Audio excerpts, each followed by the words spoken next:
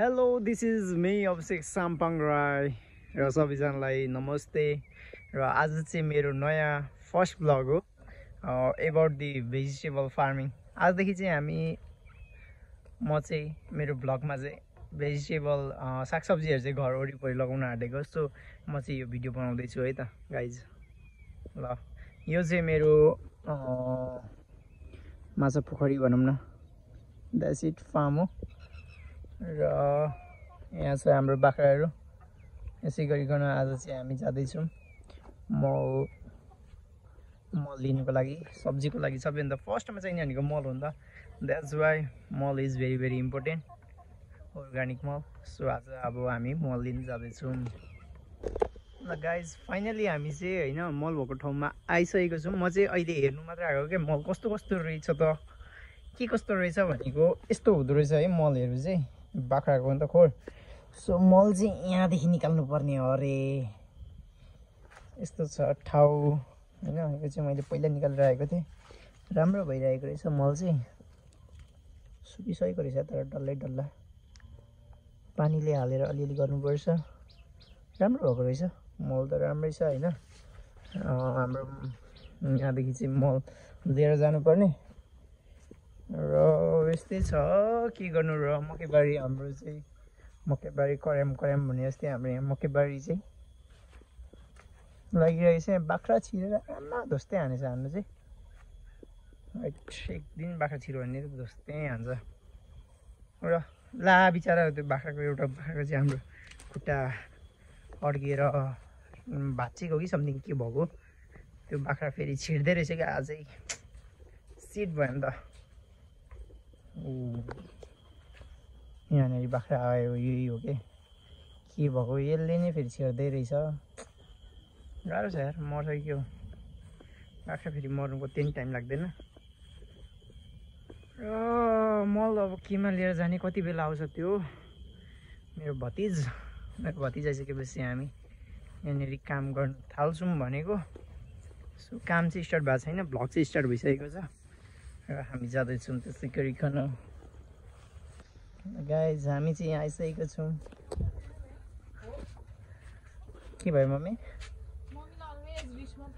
किन रिस उठेको हो तपाईँलाई चाहिँ?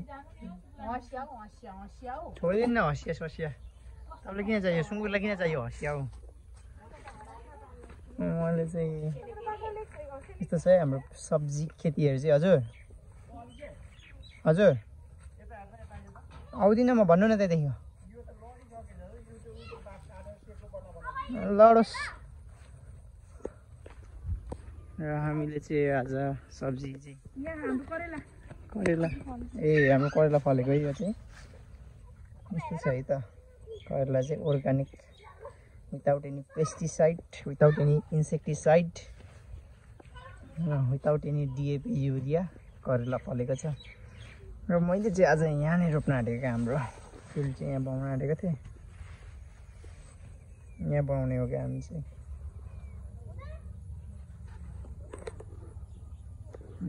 यो बर्खामा पानीहरूले भेट्दैन नि त। यसो ल गाइज पहिलो हाम्रो भतिज आइसकेको छ यहाँनिर काम गर्ने ठाउँ। र अब चाहिँ हाम्रो फर्स्ट अफ अल हाम्रो यहाँ चाहिँ सफा गर्नुपर्ने हुन्छ है त। सो हामी फर्स्ट अफ अल मल लिएर आउने कि सफा गर्ने हो पहिला? कसले बास टुक्राउने भन्नु फेरि तल चाहिँ? कसले भन्नु के मल लिएर आउने कि यहाँ उठ्यो भने मल लिएर आउँ अनि सफा गर्ने? ओके, हाम्रो फाइनली डिसिजन चाहिँ मल लिएर आउने भइसकेको छ र मैले चाहिँ कोदालो त्यहीँ छोडिसकेको छु। चिज कोदालो पनि लिएर जानुपर्छ त मल निकाल्नुको लागि। आइया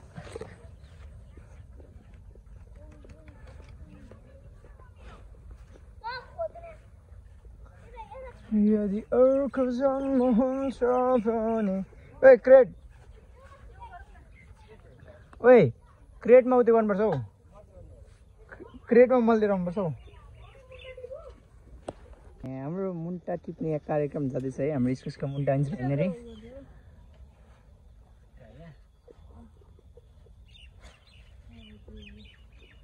प्योर अर्ग्यानिक हो नि त, यस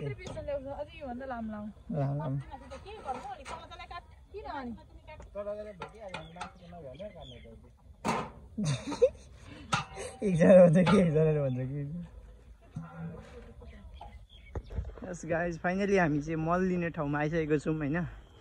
दुईजनाले अब सोरेर लानुपर्ने अरे, सोरेर लानुपर्ने हो यस्तो छ मल चाहिँ। रात निकाल्दा त्यहाँदेखिको यो यो यो यही हाल्ने हो क्या आज त। मुनिको यहाँ राखिदिइराख्ने है त। अर्ग्यानिक हाम्रो चाहिँ प्योर बाख्राको बडगिलाको मल।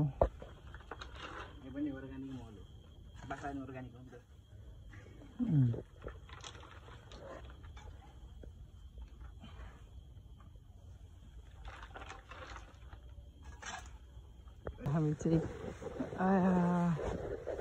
लिएर हिँड्दैछौँ है यसरी। मल चाहिँ निकै टाढो भएको कारणले चाहिँ हामीले निकै कष्ट गर्नु परिरहेको छ यहाँनिर मलको लागि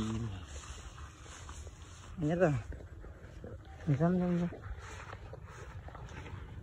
भिडियो त पढाइ निक्लिनु पर्यो त, भाङ्गोरा टेढो सिधाएर आउँथ्यो।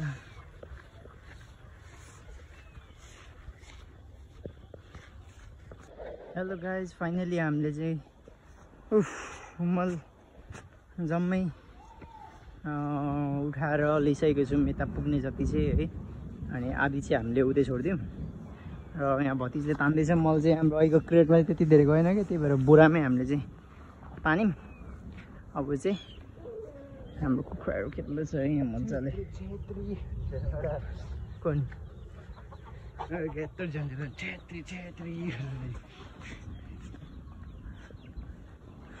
मलाई छेत्रीको ज्यान मन पऱ्यो। हजुर यतादेखि त बोकै लानुपर्छ ल।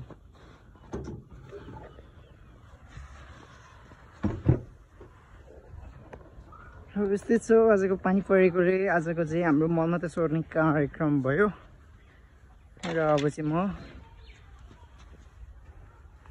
2 बोरा 3 बोरा हामीले चाहिँ मल लिएर आइसकेको छौँ ल। अब चाहिँ हामी गइसकेको छौँ। By by.